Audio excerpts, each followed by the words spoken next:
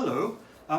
I've been reading this amazing book. Now, most of the time, I go for Anthony Seldon. You know, the man who I used to know years and years ago when I had to go to Wellington School, and he always used to think that I was a member of staff. Are you a member of staff?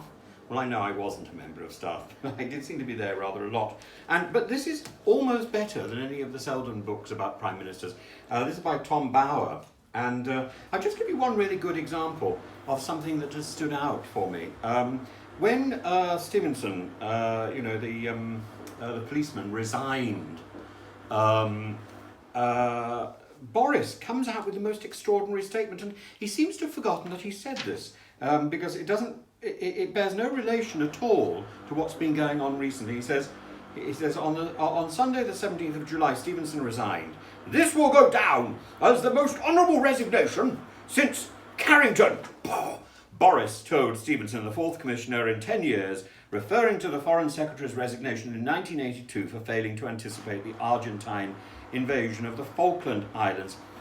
This is something I have been referring to again and again, but I've been referring to it when Priti Patel failed to resign, when Gavin Williamson failed to resign, when Dominic Raab failed to resign, when Ben Wallace failed to resign. Have I missed anybody else? Oh, when Michael Goves failed to resign. All of these. Oh, and Matt Hancock. Whoa! He failed to resign as well. In the end, Boris stood by him. Has Boris got no sense of history, or does he want Stevenson to be the only person associated with him ever to have resigned on a matter of honour? Surely, in his position as Prime Minister, in his position of somebody who has an interest in history, Boris should be the guardian of our values, and our values start with doing the honourable thing. Our values also go on to do things like the stiff upper lip and so on. You know, we are a caricature as a race for good reasons, and some of those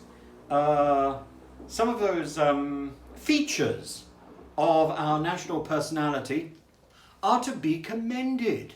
And the idea of honour, where is honour in the House of Commons at the moment?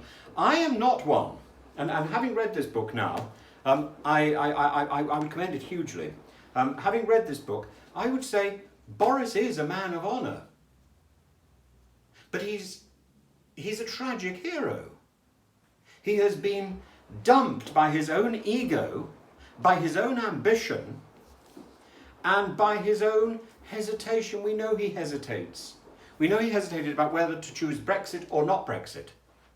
I think, in contrast to the advice of the knight at the end of Indiana Jones and the Temple of... Indiana Jones and the Temple of Doom. Indiana Jones and the Last Crusade.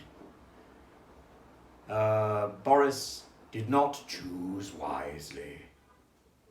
You have chosen wisely, said the knight to Indiana Jones. He wouldn't have said the same thing to Boris. Boris has surrounded himself by idiots and plonkers.